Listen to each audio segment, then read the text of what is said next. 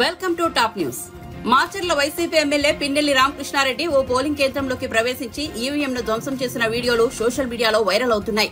ఈ వీడియోను తెలుగుదేశం పార్టీ తన సోషల్ మీడియా ఖాతాలో పంచుకుంది. బూత్ లోకి ప్రవేశించిన పిన్నెల్లి నేరుగా బ్యాలెట్ ఛాంబర్ వద్దకు వెళ్లి ఈవీఎంను ఎత్తి నేలకేసి కొట్టిన దృశ్యాలు ఈ వీడియోలో ఉన్నాయి. ఓ వ్యక్తి దీన్ని అడ్డుకునేందుకు ప్రయత్నించగా ఎమ్మెల్యే పిన్నెల్లి అతడిని బెదిరిస్తూ బయటకు వెళ్లిపోయారు.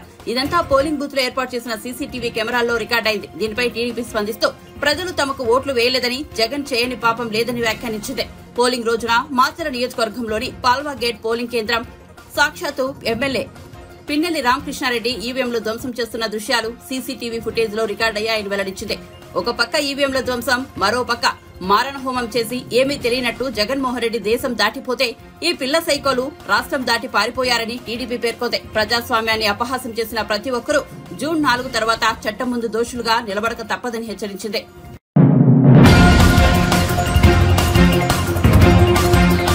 టీడీపీ అధినేత చంద్రబాబు ఇటీవల విదేశీ పర్యటనకు వెళ్లిన సంగతి తెలిసిందే. అయితే ఆయన పర్యటనపై దుష్ప్రచారం చేస్తున్నారంటూ టీడీపీ నేత నక్క ఆనందబాబు మండిపడ్డారు. జగన్ మాదిరిగా చంద్రబాబుపై కోర్టు ఆంక్షలేవీ లేవని అన్నారు. ఆయన ఎక్కడైనా నిర్బంధంగా వెళ్లొచ్చని స్పష్టం చేశారు. జగన్ విదేశాలకు వెళ్లాలంటే తప్పనిసరిగా కోర్టు అనుమతి తీసుకోవాలని నక్క ఆనందబాబు వెల్లడించారు. జగన్ పై 13 సీబీఐ ఛార్జిషీట్లు ఉన్నాయని తెలిపారు. జగన్ పిల్లలు ఇంటికి వచ్చినా కానీ వాళ్లను తీసుకుని మళ్లీ లండన్ ఎందుకు వెళ్లారని ప్రశ్నించారు. అబద్దాలతో నమ్మించాలనుకుంటే అది పిచ్చి భ్రమ అవుతుందని అన్నారు. టీడీపీ 100% అధికారంలోకి రావడం ఖాయమని నక్క ఆనందబాబు ధీమా వ్యక్తం చేశారు. అబద్దాలు 100 సార్లు ఈ పేపర్లో రాస్తే ప్రజలు నిజం అనుకుంటారని చెప్పి భ్రమపడతా ఉంటారు. జగన్మోహన్ రెడ్డి చీకటి చేష్టలన్నీ బాబు గారికి అంటగట్టి సాక్షిలో అబద్దాలు ప్రచారం చేయడానికి వీళ్ళు ఆ రాతలు రాయటం, ఇందులో ఒక ట్రేడ్ తయారు చేసుకున్నారు. వీళ్ళు అసలు నిస్సిగ్గుగా ఉంటాయి వీళ్ళు రాసే రాతలు కానీ, సాక్షి ఛానల్లో చూపించే చిత్రాలు కానీ, వార్తలు కానీ. ఇవాళ చంద్రబాబు నాయుడు గారు విదేశీ పర్యటన గురించి వీళ్ళు మాట్లాడుతున్నారు. అసలు వీళ్ళకెందుకు? చంద్రబాబు నాయుడు గారు అమెరికా వెళ్ళాడా, ఇటలీ వెళ్ళాడా, యూరప్ కంట్రీస్కి వెళ్ళాడా? మీకు అవసరమా? ఎన్హెచ్సి సెక్యూరిటీలో ఉండే వ్యక్తి, ఆయనకి సెక్యూరిటీ రీజన్స్ కారణంగా అన్ని విషయాలు కూడా బయటికి చెప్పరు. మీకు చెప్పాలా? మీరు ఒక పనికిమాలిన బ్యాచ్, ఒక మాఫియా బ్యాచ్, మీకు మేము వివరాలు చెప్పాలా ఎక్కడికి వెళ్తుంది? పోనీ చంద్రబాబు నాయుడు గారు కోర్టు ఏమైనా ఆంక్షలు ఉన్నాయా నీకున్నట్టు? నువ్వు వెళ్ళాలంటే, విదేశాలకు వెళ్ళాలంటే కోర్టు పర్మిషన్ తీసుకోవాలి. నీకు కేసుల్లో 13 సిబిఐ కేసుల్లో ఛార్జ్ షీట్లు ఎదుర్కొంటున్నావు, 7 ఈడీ కేసుల్లో ఛార్జ్ షీట్లు ఎదుర్కొంటా ఉన్నావు. నీ ఆస్తులు చాలా వరకు ఈడీ జప్తు చేసింది. నీ పాస్పోర్ట్ సీజ్ అయి ఉంది. నువ్వు విదేశ పర్యటనకు వెళ్ళాలంటే, విదేశాలకు వెళ్ళాలంటే కోర్టులో పిటిషన్ వేసి పర్మిషన్ తీసుకొని వెళ్ళాలి. చంద్రబాబు నాయుడు గారికి ఆ అవసరం లేదే. ఆయన పాస్పోర్ట్ సీజ్ అయ్యలేదు. ఆయన మీద ఛార్జ్ షీట్లు ఫైల్ చేయాలని చూసినా కూడా కోర్టు వాటిని నిరాకరించింది. ఛార్జ్ షీట్లు ఫైల్ అవ్వలేదు. ఆయన మీద నువ్వు పెట్టిన పనికిమాలిన కేసులు ఏది కూడా ఛార్జ్ షీట్లు ఫైల్ అవ్వాలా? ఆయన కోర్టు పర్మిషన్ తీసుకోవాలని ఎక్కడ కూడా, ఆయన బెయిల్ మీద బెయిల్ ఆర్డర్లో ఎక్కడ కూడా బయటికి వెళ్ళాలంటే కోర్టు పర్మిషన్ తీసుకోవాలని కూడా లేదు. ఇంక నీకెందుకు? అవిశ్రాంతంగా పనిచేస్తాడు చంద్రబాబు నాయుడు గారు, ఆయన ఫ్యామిలీ. ప్రతి సంవత్సరం విదేశీ పర్యటనలకు వెళ్ళటం అలవాటు. అదేవిధంగా ఈ సంవత్సరం కూడా వెళ్ళారు. నువ్వు చెప్పాలి. నువ్వు వెళ్ళావు లండను, నువ్వు కోర్టు లండన్ వెళ్తానికని చెప్పి నువ్వు ఎక్కినటువంటి విమానం ఆమ్స్టర్డామ్లో ల్యాండ్ అయింది. దీనికి నువ్వు వివరణ ఇచ్చుకోవాలి. నువ్వు నేరస్తుడివి, నువ్వు వివరణ ఇవ్వాలి. నువ్వు చెప్పిన కాడికి వెళ్లాల్సిన అవసరం నీకుంది, లేకపోతే క్రైమ్ అది. చంద్రబాబు నాయుడు గారు చెప్పి వెళ్లాల్సిన అవసరం లేదు. నువ్వు ఎక్కడికి వెళ్తున్నావో కోర్టులో పిటిషన్ ఫైల్ చేసి నేను పలానా చోటకి పలానా కారణం మీద పలానా పని మీద వెళ్తున్నానని చెప్పి నువ్వు అడిగి వెళ్ళాలి. నువ్వు దాన్ని తప్పితే నువ్వు వైలేషన్, అది నువ్వు వివరణ ఇవ్వాలి రేపు వచ్చినాక.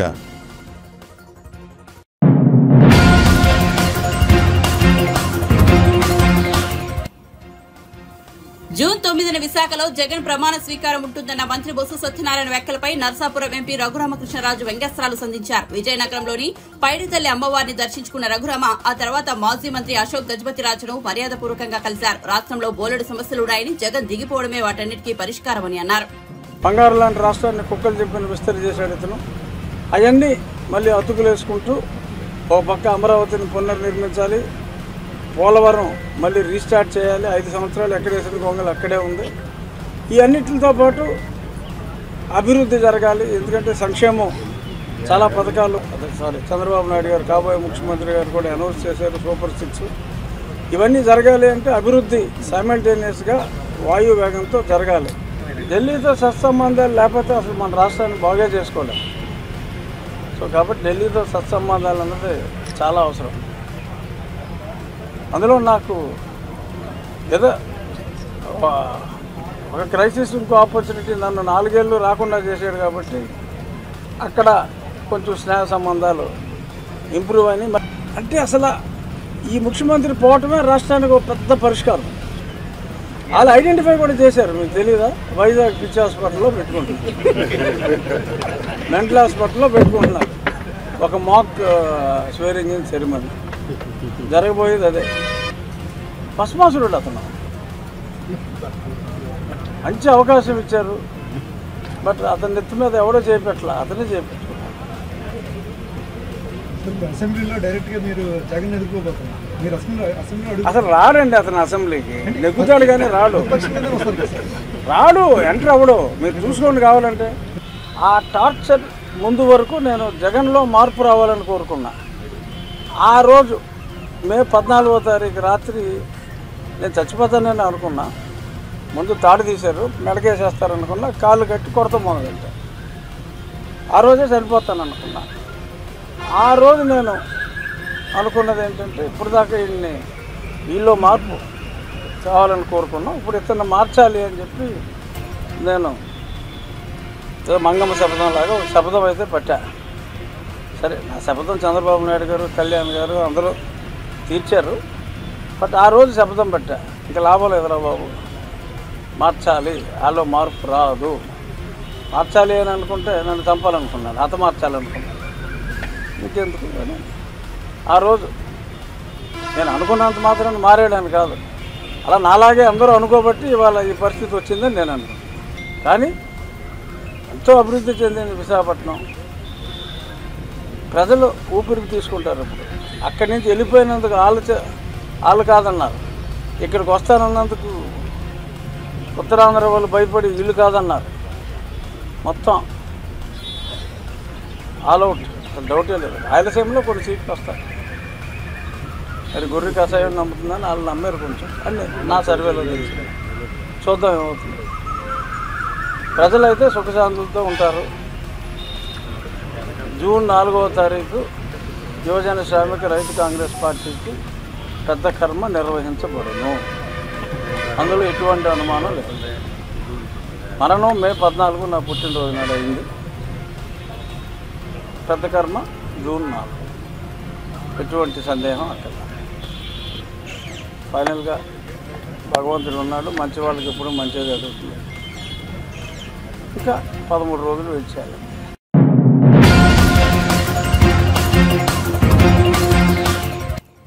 బెంగళూరు శివారులో ఓ వ్యాపారవేత్తకు చెందిన ఫామ్ హౌస్ లో ఆదివారం అర్ధరాత్రి బర్త్డే పార్టీ పేరుతో పెద్ద ఎత్తున రేవ్ పార్టీ జరిగింది. సమాచారం అందుకున్న కర్ణాటక పోలీసులు తెల్లవారుజామున 3 గంటల సమయంలో రేవ్ పార్టీపై దాడులు నిర్వహించారు. రేవ్ పార్టీలో పలువురు సినీ ప్రముఖులు, మోడళ్లు పట్టుబడ్డారు. అక్కడ డ్రగ్స్ కూడా వాడినట్లు పోలీసులు గుర్తించారు. రేవ్ పార్టీ జరిగిన ప్రదేశాన్ని పోలీసులు, నార్కోటిక్ అధికారులు పరిశీలించారు. కర్ణాటక, తెలుగు రాష్ట్రాలకు చెందిన 100 మందిని పోలీసులు అదుపులోకి తీసుకున్నట్లు తెలిసిందే. రేవ్ పార్టీలో పోలీసులకు భారీగా డ్రగ్స్, కొకైన్ లభ్యమైనట్లు సమాచారం. ఈ పార్టీలో 25 మందికి పైగా యువతులు ఉన్నట్లు తెలుస్తోంది. అయితే ఈ రేవ్ పార్టీలో ఏపీ ఎమ్మెల్యే గోవర్ధన్ రెడ్డి పేరుతో స్టిక్కర్ కలిగిన కారును కూడా పోలీసులు స్వాధీనం చేసుకున్నారు. దీంతో ఆయనకు కూడా ప్రమేయం ఉన్నట్లు వార్తలు వచ్చాయి. ఈ వార్తలపై ఎమ్మెల్యే గోవర్ధన్ రెడ్డి స్పందించారు. రేవ్ పార్టీలో గుర్తించిన కారుతో నాకు సంబంధం లేదు, అది నా కారు కాదు, కారు మీద ఏ స్టిక్కర్ ఉందో నేను చూడలేదు. నా పేరు మీద స్టిక్కర్ ఉందని వేరే వాళ్ళు ఫోన్ చేస్తే నాకు తెలిసింది. నాకు సంబంధం లేని ఘటనపై నేను స్పందించనని కాకాని గోవర్ధన్ రెడ్డి తెలిపారు. మీడియా సమావేశం ద్వారా నా వివరణ తెలియజేయాలనేటువంటి ఆలోచనతో ఈరోజు ఇక్కడికి అందరిని ఆహ్వానించి సమావేశం ఏర్పరచడం. చూస్తే రేవ్ పార్టీలో జరిగినటువంటి దానిలో మొదటగా అసలు గోవర్ధన్ రెడ్డి ఉన్నాడని చెప్పి కొన్ని చెప్పారు. ఆ తర్వాత లేదా ఆయనకు సంబంధించినటువంటి వ్యక్తులు ఉన్నారని చెప్పారు. ఆ తర్వాత ఆయనకు తెలిసినటువంటి వాళ్ళు అన్నారు. నేను ఈరోజు ఒక ఛాలెంజ్ విసురుతున్నాను, మీకు చేతనైతే, ఎందుకంటే ఆంధ్రప్రదేశ్ రాష్ట్ర ప్రభుత్వ పరిధిలో లేదు విచారణ, కర్ణాటక ప్రభుత్వం దొరికింది బెంగళూరులో. మీకు చేతనైతే, మీరు నిజంగా మాట్లాడేటువంటి మాటలకు విలువ ఉంటే, మీరు నిష్పాక్షికంగా విచారణ చేస్తే నాకు సంబంధించి కానీ నాకు సంబంధించినటువంటి వ్యక్తులు కానీ ఏర్పాటు చేసినటువంటి ఆ రిసార్ట్లో ఉన్నటువంటి వ్యక్తితో కనీసం నాకు సంబంధాలు ఉన్నా, ఎందుకంటే ఈరోజు ఆ వ్యక్తి నాకు సంబంధాలు ఉన్నారు, ఆ వ్యక్తితో నాకు సంబంధాలు ఉన్నా, లేదు నాకు తెలిసినటువంటి వాళ్ళు నాకు సంబంధించినటువంటి వాళ్ళు ఎవరన్నా ఆ పార్టీలో పాల్గొన్నా, లేదా ఆ కారులకు సంబంధించి నాకు సంబంధాలున్నా, ఎటువంటి చర్య తీసుకోవడానికైనా మీరు వెనకాడాల్సినటువంటి అవసరం లేదు, నేను సిద్ధంగా ఉన్నానని చెప్పి ఈ సందర్భంగా తెలియజేస్తున్నాను. నేను సోమిరెడ్డికి కానీ తెలుగుదేశం పార్టీకి సంబంధించినటువంటి వ్యక్తులకి ఛాలెంజ్ విసిరేది, ఒక జెరాక్స్ కాపీతో కూడుకున్నటువంటి ఒక ఫోటో ఎవడో అంటించుకుంటే దాని మీద నేను ఇప్పటికే కంప్లైంట్ ఇచ్చాను, ఎఫ్ఐఆర్ జరిగింది. కాబట్టి ఈరోజు దాని మీద చర్యలు పోలీసు ఏ విధంగా వాళ్ళకి నా పాస్ వచ్చింది, జెరాక్స్ ఏ విధంగా తీసుకున్నారనేటువంటి దాని మీద కూడా విచారణ ప్రారంభమైంది. ఒక జెరాక్స్ కాపీని ఎవడో ఒకడు అనామకుడు అంటించుకొని దానికి రేవు పార్టీలో ఉన్నటువంటి వాడి కారుగా భావించి దాని మీద నీకు సంబంధం ఉంది అని చెప్పి మాట్లాడేటువంటి నీచ పరిస్థితికి ఏదో దిగజారిపోయారు. ఎందుకంటే నేను చెప్తున్నా, మీరు కేంద్ర ప్రభుత్వంతో విచారణ చేయించాలనుకుంటున్నావు, బీజేపీతో మీరే అంటకాగుతున్నారు, బీజేపీతో కేంద్ర ప్రభుత్వంతో ఉండేది మీరే. మీరు కేంద్ర ప్రభుత్వంతో చేసుకుంటారా, రాష్ట్ర ప్రభుత్వంతో చేసుకుంటారా, దేంతో చేసుకోవాలన్నా సరే దానిలో రకరకాలైనటువంటి కథనాలు వస్తున్నాయి. నారా చంద్రబాబు నాయుడు కుటుంబ సభ్యులు పాల్గొన్నారని చెప్పిన కథనాలు వస్తున్నాయి, కొంతమంది రాజకీయ నాయకులు అంటున్నారు, కొంతమంది సినీ ఆర్టిస్టులు అంటున్నారు. వీటిలో ఎవరితో కూడా నాకు సంబంధాలు లేనటువంటి వ్యక్తులు, వీళ్ళతో అత్యధిక సన్నిహిత సంబంధాలు కలిగినటువంటి వాడు ఎవడు అంటే సోమిరెడ్డి. రేవు పార్టీలు కానీ రేపు పార్టీలు కానీ సోమిరెడ్డి కలవాడు. కాబట్టి నువ్వు ఈరోజు మాట్లాడేటువంటిది ఏ విధంగా మాట్లాడేది అనేటువంటి అనుమానం కలుగుతుంది నాకు. మనిషి జన్మెత్తినటువంటి వాడు ఎవడు ఒక ఉచ్చి నీచాలు మరిచి మాట్లాడు. ఈరోజు నువ్వు మాట్లాడావు, ఈరోజు నువ్వు పాపం నువ్వు కూర్చొని నువ్వు బాగా అవుతున్నావు. నీ చరిత్ర బహుశా నా దగ్గర ఉంది. జమీన్ రైతు అనేటువంటి పత్రికలో దాదాపుగా 2019లో తమరు మంత్రిగా ఎలగబెడుతున్నారో ఎమ్మెల్యేగా ఎలగబెడుతున్నప్పుడు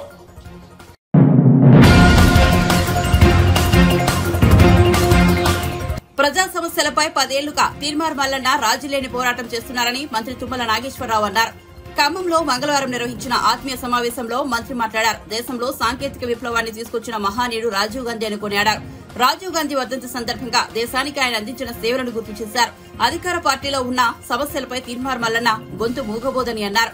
ముఖ్యమంత్రి రేవంత్ రెడ్డితో ఆయనకున్న సాన్నిహిత్యంతో సమస్యలను పరిష్కరిస్తానని తెలిపారు.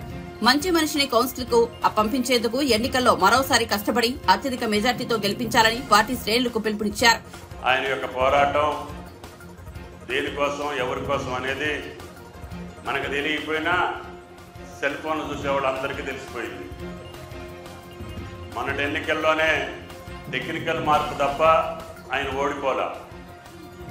అయినా సరే సాంకేతికంగా ఓడిపోయారు కాబట్టి ఈరోజు మళ్ళీ ఆ పదవి ఆయన ఓడించబోతా ఉంది కాంగ్రెస్ పార్టీ పక్షాన, కాంగ్రెస్ పార్టీ ద్వారా. ఈరోజు ముఖ్యంగా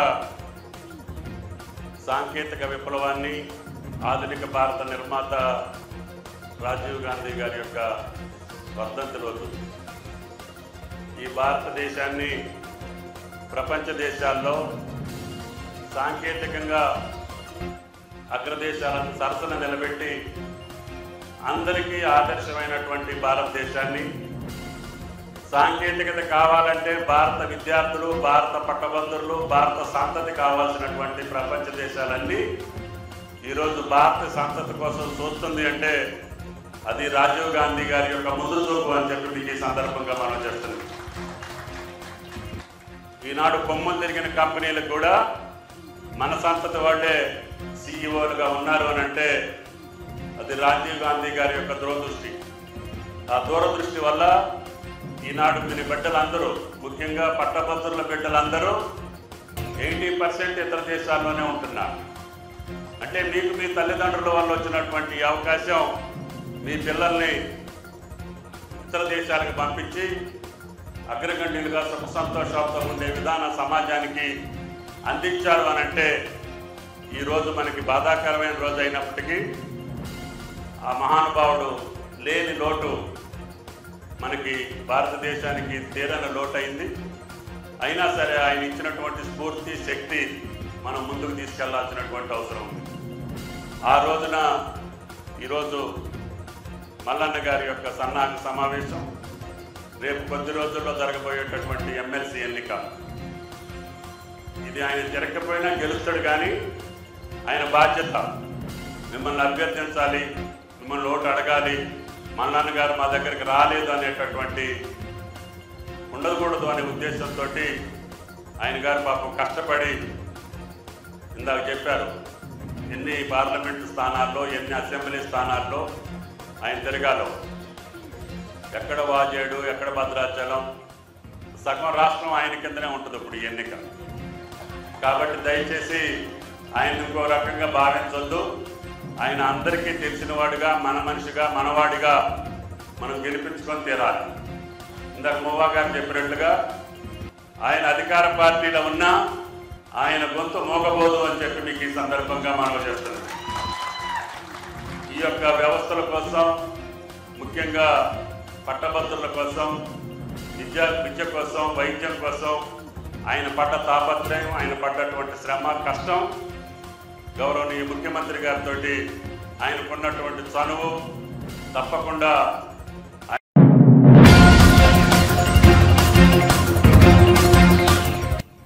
ఎమ్మెల్సీ ఎన్నికల్లో కాంగ్రెస్ కు ఓటేస్తే మనల్ని మనమే మోసం చేసుకున్నట్లు అవుతుందన్నారు మాజీ మంత్రి ఎర్రబెల్లి దయాకర్ రావు. విద్యావంతుడైన రాకేష్ రెడ్డిని గెలిపిస్తే మేలు జరుగుతుందన్నారు. గతంలో ఒడ్లు కొనమని కేంద్రం దగ్గరకు వెళితే నూకలు తిన్నారని అన్నారు. అయినప్పటికీ కేసీఆర్ ప్రతి గింజను కొని రైతులకు ఇబ్బంది లేకుండా చేశారన్నారు. ఎన్నికల ముందు వడ్లు కొంటాం, మక్కలు కొంటామని చెప్పిన రేవంత్ ఇప్పటికీ ఎక్కడికి వెళ్లారని ప్రశ్నించారు. రేవంత్ మాటలు నమ్మే పరిస్థితి లేదన్నారు ఎర్రబెల్లి. తీర్మార్ మల్లన్న ఒక బ్లాక్ మెయిల్ చీటర్ అని ఆరోపించారు. సీఎం రేవంత్ రెడ్డికి తీర్మార్ మల్లన్నకు తేడా లేదన్నారు. మోసగాళ్లలో నెంబర్ 1 రేవంత్ రెడ్డి అయితే నెంబర్ 2 తీర్మార్ మల్లన్న అని విమర్శించారు. అతనికి ఓటేసి గెలిపిస్తే మన గురించి పోరాటం చేసే వ్యక్తి ఒక ఆయన ఉంటాడు. దయచేసి వరంగల్ జిల్లా కానీ, నల్గొండ జిల్లా కానీ, ఖమ్మం జిల్లా కానీ చైతన్యవంత యువకులు ఉన్నారు. అసుంటి వ్యక్తులను, చీటర్స్ను చిత్తుగా ఓడగొట్టాలని కూడా నేను రిక్వెస్ట్ చేస్తున్నాను. రేవంత్ రెడ్డి గారి మాటలు కూడా ఒక్కసారి మనం వినాలి. ఈయన కూడా ఆ లైన్లకే వస్తాడు. నాకు కూడా సన్నిహితుడైన నా దగ్గర పనిచేసినోడే మీ అందరు కూడా చూసాడు. ఆయన ఎప్పుడు ఏం మాట్లాడుతాడో మనం ఒక్కసారి విశ్లేషణ చేసుకోవాలి. మేమంతా టీమ్గా ఢిల్లీ పోయినాం.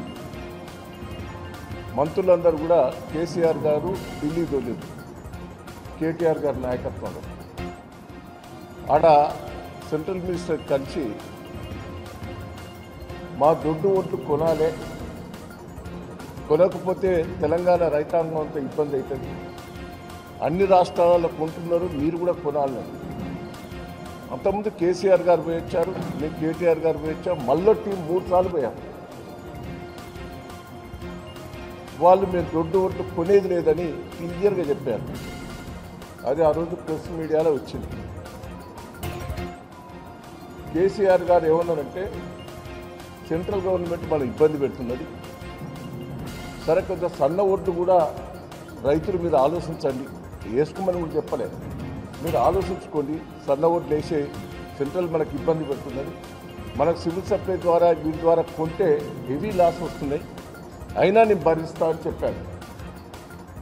దానికి ఆ రోజు రేవంత్ రెడ్డి గారు ఏం మాట్లాడారో మీరు ఒక్కసారి చూడండి.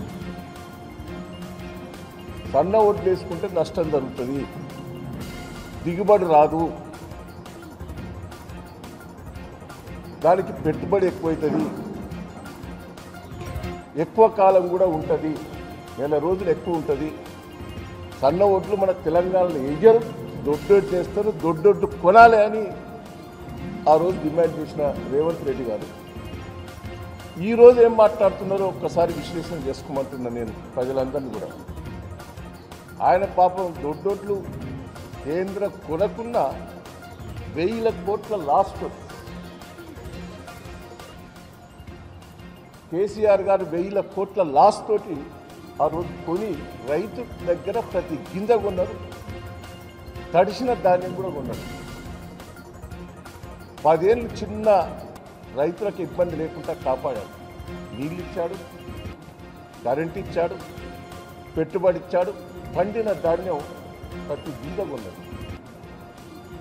అది కేసీఆర్ గారి లక్ష్యం. నీ లక్ష్యం ఏందయ్యా? ఏం చెప్పాను? ఎలక్షన్ల ముందు, నీ అసెంబ్లీ ఎన్నికల ముందు మక్కలు కొంటావు, జొన్నలు కొంటావు, కందులు కొంటావు, ఒడ్లు కొంటావు, కింటా.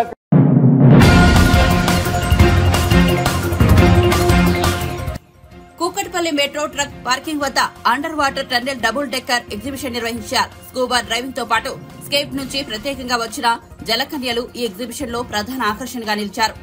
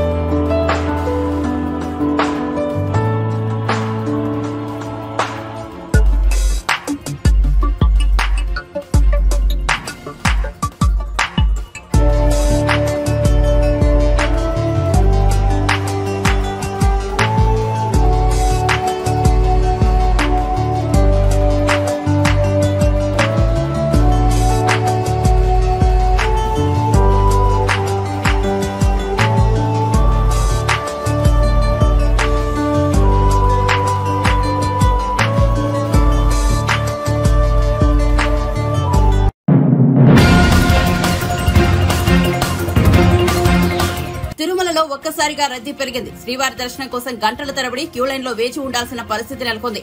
భక్తులు కిలోమీటర్ల మేర బారులు తీరుతున్నారు. రద్దీకి అనుగుణంగా వసతులు కల్పించడంలో టీటీడీ అధికారులు విఫలమయ్యారని భక్తులు ఆరోపించారు. క్యూ లైన్లలో త్రాగునీటి వంటి కనీస సౌకర్యాలు కూడా లేవని ఆవేదన వ్యక్తం చేశారు.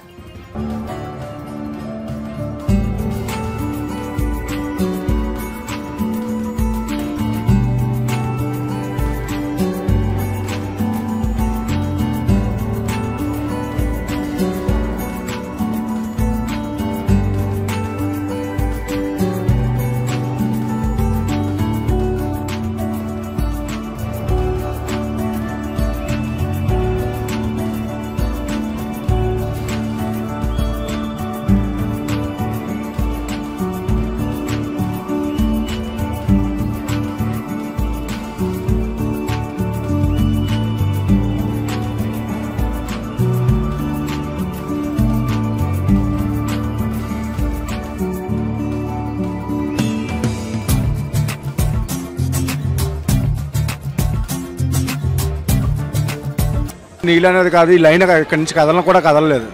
ఉన్న ప్లేస్లోనే ఉన్నాం 3 గంటల నుంచి. యాడికి పోయేది లేదు. వైజాగ్ నుంచి వచ్చాం, టికెట్లు లేవు, దర్శనాలు లేవు, ఈ నీళ్లు కూడా లేదు, మంచినీళ్ళు లేవు. ఇప్పుడు వచ్చి చుట్టుపక్కల చాలా ఇబ్బంది పడుతున్నారు భక్తులు. దాదాపు ఇప్పుడు ఒక 3-4 కిలోమీటర్లు నడిచాం. 5 కిలోమీటర్ల దగ్గర నడిచి ఇంకా ఇక్కడ నించోబెట్టారు. ఇంకెంత దూరం ఉందో తెలీదు. ఆ లైట్లు, ఆ ఫ్యాన్లు కూడా ఎక్కడ పనిచేయడం లేదు. మనుషులకి గాలి కూడా ఆడట్లేదు. ఇక్కడ పట్టించుకునే వాళ్ళు లేడు. చెప్పలేదు, పట్టించుకోవట్లేదు కదా. టికెట్ల గురించి కానీ దర్శనం గురించి కానీ అడిగితే తిరిగి గసురుతున్నారు టీటీడీ దేవస్థానం వాళ్ళు. 2 గంటలు వచ్చి జనాలు కూడేసినారు. ఇంకా రూమ్ కనెడిస్తే పనుకుంటారు, నీళ్ళు లేవు. జనాలకు చాలా ఇబ్బంది అయిపోయింది. ఏమీ లే, భోజనాలు లేవు, కనీసం నీళ్ళు కూడా ఇస్తాంలే. గాలి ఆడట్లే. 2 గంటలు అయ్యావు జనాలు ఇట్లా కూడేసి. 2-3 కిలోమీటర్లు ఇంకా ఇట్లా సుత్తేసుకొని వచ్చినాము. ఊపిరి ఆడతాములే. ఇక ఇదంతా కావాలని చేస్తాం. జనాలకి దేవుని మీద విరక్తి పుట్టి ఇంకొకసారి రాకూడదని చేస్తూ ఉంటుంది. ఇది ఇక్కడనే 3 కిలోమీటర్లు తిరిగినాం. ఇప్పటికి వాటర్ లేవు, ఏం లేవు. ఇక్కడ వీళ్ళు టీటీడీ వాళ్ళు ఏం చేస్తున్నారు అనేది ఏం అర్థం అవ్వట్లేదు. ఇక్కడ చిన్నపిల్లలు అంతా చాలా ఇబ్బంది పడుతున్నారు. ఇక్కడ లైన్లో 3 గంటలకు ఎక్కువ అయితే మేము లైన్లో తిరగబట్టి ఇక్కడనే ఆపుతారు. కంపార్ట్మెంట్లో పంపిస్తలేరు, ఏం లేదు. గవర్నమెంట్ ఏం చేస్తుంది?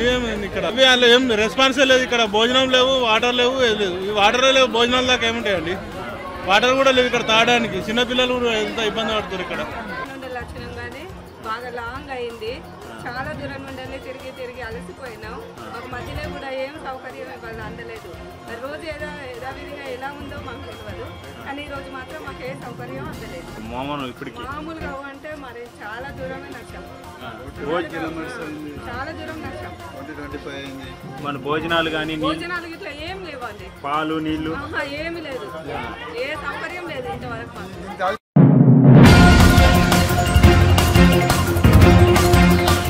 ఐపీఎల్ 2024లో భాగంగా మంగళవారం రాత్రి అహ్మదాబాద్ వేదికగా జరిగిన క్వాలిఫైయర్ 1లో సన్ రైజర్స్ హైదరాబాద్ పై కోల్కతా నైట్ రైడర్స్ ఏకంగా 8 వికెట్ల తేడాతో గెలిచి ఫైనల్ చేరిన విషయం తెలిసిందే.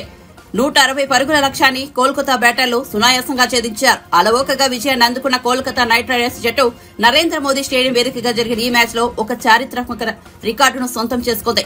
ఐపీఎల్ ప్లే ఆఫ్స్ లో అత్యంత వేగంగా లక్ష్య ఛేదనం చేసిన జట్టుగా కోల్కతా రికార్డు నెలకొంది. సన్ రైజర్స్ హైదరాబాద్ పై మరో 38 బంతులు మిగిలి ఉండగానే కోల్కతా మ్యాచ్ను ముగించింది. ఇంత పెద్ద సంఖ్యలో బంతులు మిగిలి ఉండగా గతంలో ఏ జట్టు ప్లే ఆఫ్స్ లో ఈ స్థాయి విజయాన్ని సాధించలేదు. దీంతో చారిత్రకమైన రికార్డు కోల్కతా సొంతమైంది. దీంతో ఐపీఎల్ 2017లో ఎడిషన్ లో క్వాలిఫైయర్ 2లో కోల్కతాపై 33 బంతులు మిగిలి ఉండగానే ముంబై గెలిచి రికార్డు సృష్టించగా అది ఇప్పుడు బ్రేక్ అయింది.